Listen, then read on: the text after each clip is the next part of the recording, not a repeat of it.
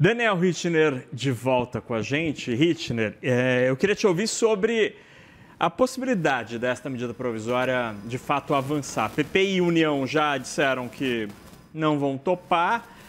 Quais são as chances de Fernando Haddad e do governo? E mais, será que se PP e União não assinarem esta medida provisória, será que eles podem correr o risco de perder os ministérios, já que eles têm ministérios?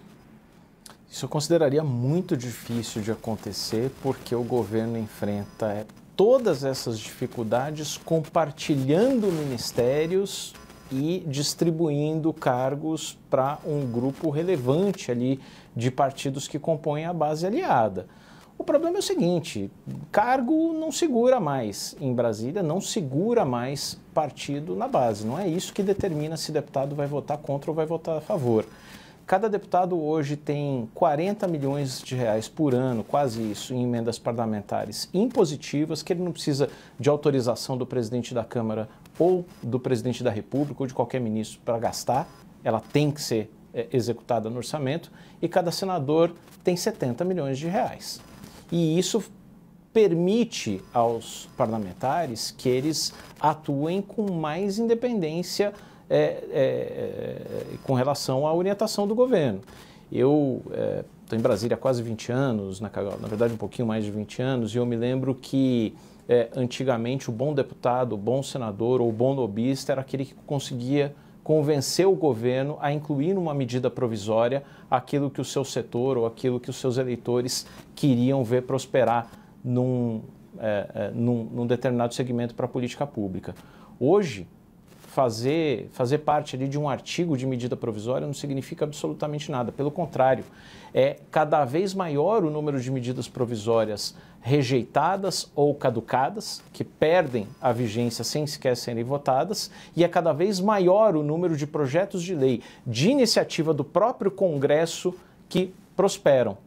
A gente acabou de ver aqui uma entrevista sobre regulamentação de aplicativos, que é uma iniciativa do Congresso regulamentar e criar uma comissão especial para deliberar sobre o assunto. Então, o caminho da elaboração de políticas públicas, de projetos de lei, tem sido esse, e não fazer parte ali de alguma medida provisória. Sobre essa especificamente, que é o que a gente está olhando com mais atenção, Antônio Rueda, presidente do União Brasil, e Ciro Nogueira, presidente do PP, responderam positivamente à pergunta ali de jornalistas de se pressionariam o Congresso Nacional, aí cabe ao presidente do Senado, Davi Alcolumbre, devolver a medida provisória que seria enviada pelo governo, que está prestes a ser enviada.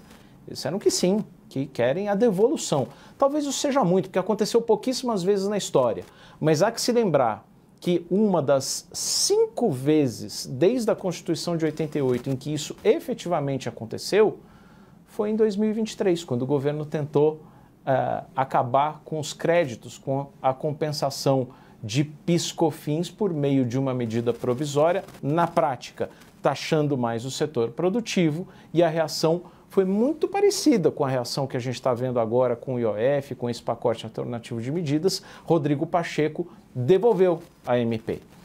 E o governo está com enormes possibilidades de enfrentar uma nova derrota, ou na MP toda, ou me parece que, pelo menos, como eu disse, naquela parte que diz respeito ao fim da isenção para LCA, para LCI, outras aplicações financeiras, debêntures incentivadas e talvez um aumento do tributo do imposto de renda sobre JCP, juros sobre capital próprio.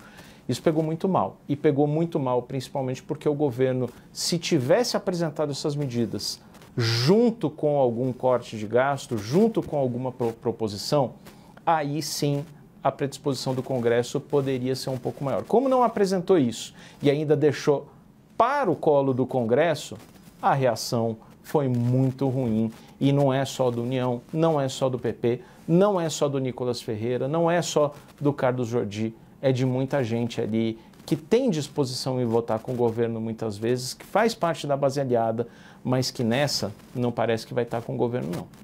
Daniel Richtner, diretor de jornalismo da CNN em Brasília. Que bom tê-lo aqui neste dia de clima quente lá na Câmara dos Deputados. Obrigado, Richtner. Obrigado a você, Né? Um abraço.